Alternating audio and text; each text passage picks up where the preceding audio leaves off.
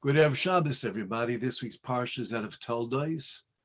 We have the birth of Yaakov and Esav. And as Yitzchak gets older and he loses his vision, he wishes to give a bracha to his son Esav. And he says to Esav, Mitzudali tzoyed, I would like you to go out and hunt some animals for me, the animal that I like, some deer, and I would want you to prepare it. Take your arrow, your knife, your sword, your bow, and then take this animal after you capture it, slaughter it properly. He went over the laws of shechita, proper slaughtering. And he said also, when you capture this animal, make sure it's an animal which has no owners. No theft. Make me the delicacies that I like, bring it to me, I will eat it. And this way my soul will bestow blessings upon you prior to my death. We know that Rivka overhears this and she tells Yaakov that he should go and that he should impersonate Esav. Yaakov was compelled to do so by virtue of the commandment of his mother, who was also invoking not only the mitzvah of kibbutz, honoring your mother, but that she said she received this in prophecy, that she was told this was a prophecy that Yaakov should receive these blessings, where Yitzchak thinks that he's giving the bracha to Esav. Indeed, Yaakov comes. Yitzchak assumes it's Esav. He gives the bracha to Yaakov. Later, Esav comes and says, Father, give me a bracha. And Yitzchak says, I already gave the bracha. And Esav says, it must have been Yaakov. He must have deceived you and taken my bracha. And what does Yitzchak say when he indeed learns it was Yaakov? Gam baruch yihiyeh. Yaakov indeed let the blessing stay with him. So there are quite a few difficulties. First of all, if Yitzchak is telling Esav, I want you to hunt for me, make sure you shecht it properly. He thinks Yitzchak is going to give him non-kosher meat that's not shechted properly. He also tells him, I want you to hunt for me. What do you mean, hunt for me? Don't take something that's stolen. He suspects Esav of stealing someone else's property and maybe not slaughtering it. And despite the fact that Esav is suspect of this, you want to give Esav a bracha, not just any bracha. You want to give him the brachas of success in this world. This is what you want to give to Esav. And not only that, why wouldn't he want to give Yaakov the brachas? Okay, he thought Esav was the firstborn and maybe give him the brachas. Wasn't Yitzchak aware of Esav's conduct?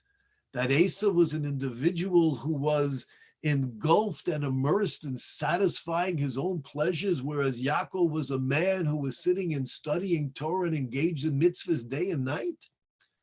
In addition, when he discovers that Yaakov deceived him, one would understand if he would be critical of Yaakov. You deceive your father, this is what you do, but he doesn't criticize him. On the contrary, Gam baruch yihiyeh, the blessings that I gave Yaakov, it should take deep root. He indeed should be blessed. How do we understand this? Commentaries explain that Yitzchak wasn't deceived by Esav. He didn't think that Esav was a tzaddik. But the mistake that he made was that he thought that Esav was about taiva, meaning Esav wasn't a cruel, heartless individual filled with animosity and jealousy. He thought Esav was a man who enjoyed the pleasures of life. He knew that Esav enjoyed hunting and being out in the field. He enjoyed sports. He enjoyed women. He thought Esav was a playboy, and Esav was engaged with women here and there, left and right. He said Esav has tremendous potential. He saw greatness in Esav, but Esav was a person who was drawn in by his pursuit of pleasures, and therefore Yitzchak didn't want just to give Esav a bracha, but he wanted to convey to him a life's message to help Esav straighten out his life. He did not suspect Esav of theft. He did not suspect that Esav would give his father an unslaughtered, unshechted piece of meat, but rather he was telling Esav, Esav, you love to hunt. You love food. You love the pleasures of this world. Listen to your father. Bring me something. Bring me something which is special that you have to hunt for. And I want you to bring it to me, my son. I want you to make delicacies so that I can eat it. For I will show you the purpose of eating. The purpose of eating is not just that we can fill our stomachs and enjoy the magnificent experience of the taste buds exploding on our palate with magnificent, delicious food. That's not the purpose. The purpose of enjoying the delicacies of this world are to recognize the greatness and the love and the gifts that God, our Creator, gives us. Make delicacies for me. Bring them to me so that I will eat them. And by eating them, I will be filled with a recognition how wonderful God is. Look how he doesn't just give us food, nutrition to sustain us, but he makes it delicious. And this way, as I recognize the greatness of God, I will be filled with a true simcha, true joy, which will enable me to give you the proper bracha. Esav, you think happiness is fulfilling our pleasures? That's only a temporary fix. You're hungry? Oh, I'm eating, it's delicious. And then you eat and you're stuffed. You can't look at food. You reach a point of saturation and you want to regurgitate your food after a while. You run after your pleasures, and the minute you have your pleasures, it means nothing to you. You're finished. You might say, okay, but what about accumulating wealth? You'll never find true happiness.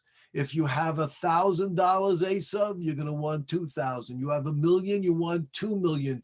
When it comes to acquiring objects and things and property and wealth, a person is never satisfied. They want more and more. True happiness is not found in the accumulation of objects. True happiness is found within one's spirit and soul. When a person feels content, when a person feels safe and secure, which can only be achieved by the connection we have with our Creator, our Father in heaven, the Holy One, blessed is He, then a person has true happiness. And when a person has true happiness, Esav, the divine presence will dwell around that person. And that's what I'm hoping to achieve. What could be a greater source of joy than the nachas of knowing that my son will hunt and shecht, slaughter, prepare, cook the delicacies that I love, bringing them to me, that I can enjoy not just the food, but I can enjoy a son who honors his father to such a degree. And when I'm filled with this happiness, the happiness that God has given me such a son, then I will have a divine presence that will consent to my blessings for you. And my blessing for you, Esav, is on this contingent that you recognize that your true happiness is found in your connection with God, not the pursuit of your pleasures. This was the intent of Yitzchak. What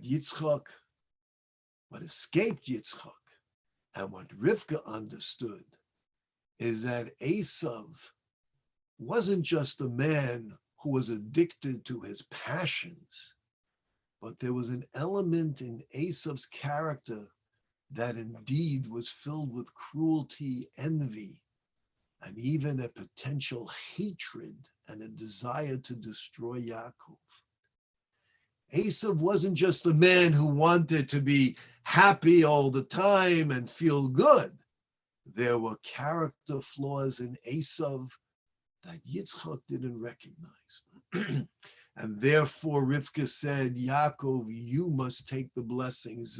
Any blessing, even a blessing of pure material success, is beyond the grasp of Esav, for he will use it to further that which his character is dictating, which could be acts of cruelty and hatred and attempts to destroy you, Yaakov.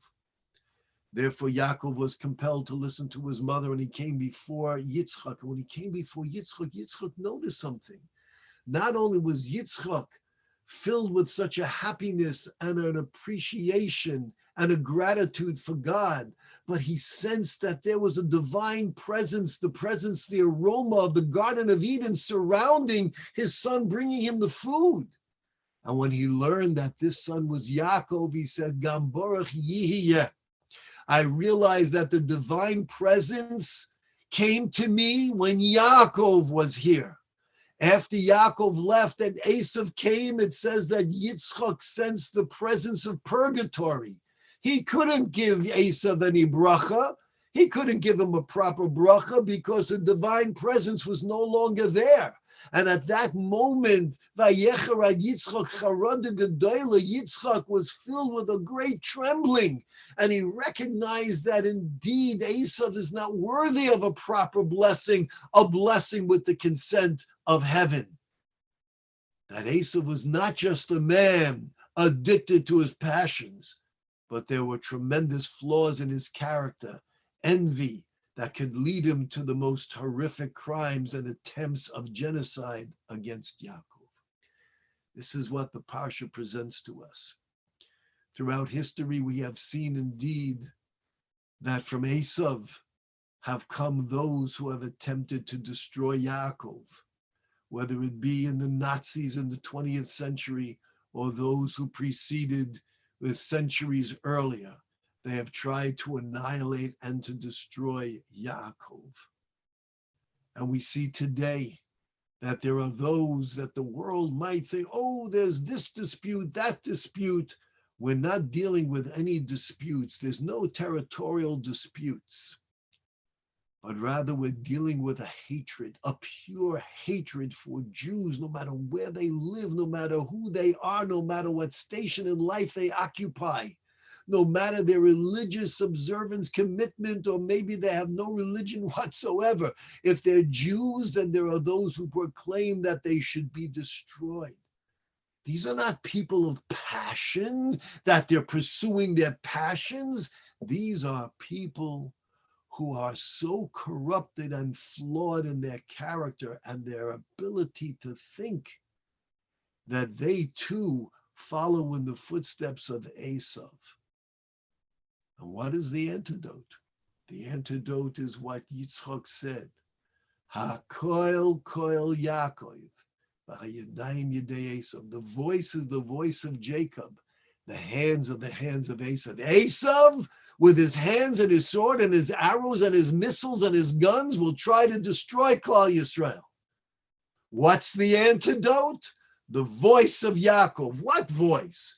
The voice of prayer, the voice of Torah study. This is the antidote. When Klal Yisrael Torah recognizes that there's no one on the face of the earth to whom we can turn, and our only salvation is found with our Father in heaven, and we turn in prayer, with psalms, with our own personal prayers, with Torah study. That's the antidote. That's what defeats Esav. That's what silences the accuser. That's what will bring peace to Klal Yisrael, to Eretz Yisrael, and for all humanity. Stay safe, stay healthy, and stay Jewish. Have a wonderful Shabbos.